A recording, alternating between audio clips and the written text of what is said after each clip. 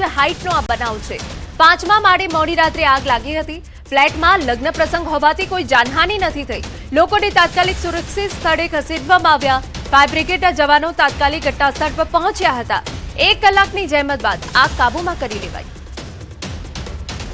તો આપણે જણાવી દઈએ કે ફ્લેટમાં લગ્ન પ્રસંગ હોવાના કારણે લોકો ત્યાં હાજર ન હતા, પરંતુ ફાયર બ્રિગેડને કોલ કરવામાં આવ્યો। તાત્કાલિક સ્થળ પર આવી અને 1 કલાકની ભારે જહેમત બાદ આગ પર કાબુ મેળવવામાં આવ્યો। પરંતુ જે આસપાસના ફ્લેટ હતા કે જેઓ ભયભીત બન્યા હતા, પહેલા તેમને સુરક્ષિત સ્થાન ઉપર ખસેડવામાં આવ્યા।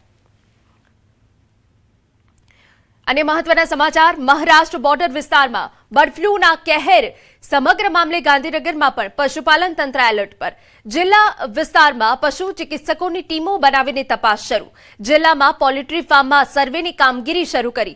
પશુ ચિકિત્સકોની 18 જેટલી ટીમો દ્વારા સર્વેલન્સ શરૂ કરાયું। ગાંધીનગર, કલોલ, દહેગામ તથા માણસામાં સર્વે હાથ ધરાયું છે। જીપીએસસીની વિવિધ 64 કેડરમાં ભરતી માટેની પરીક્ષા યોજાઈ રહી છે। મોટી સંખ્યામાં વિવિધ સંવર્ગની પરીક્ષા લેવાતી હોય તેવી જીપીએસસીના ઇતિહાસમાં કદાચ આ પ્રથમ ઘટના।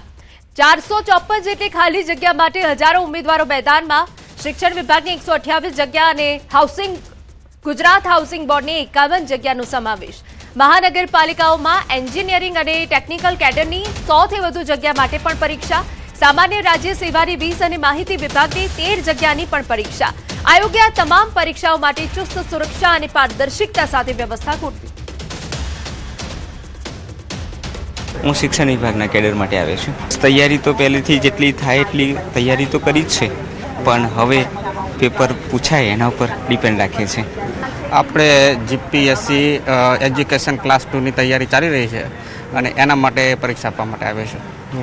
વ્યવસ્થાના ખાસ અલગ જે મોબાઈલ પર પ્રતિબંધ છે, બેગ લઈ જવા પર અલગ અલગ જે છે પ્રતિબંધ, સ્માર્ટ વોચ પર પ્રતિબંધ, એ એકદમ સારી વસ્તુ છે સરકારને કે કોઈ ઇલેક્ટ્રિક ગેજેટ લાવે તો ચોરી અથવા તો બીજા બનાવવાની શક્યતા રહે છે। આ એક સરસ મજાનું આયોજન કર્યું છે કે જેથી સરકાર સારી રીતે એને પૂર્ણ કરી શકે। પારદર્શિતા જળવાઈ રહે, પારદર્શિતા એકદમ જળવાઈ રહે, એટલા માટે આ બહુ સારી વ્યવસ્થા છે।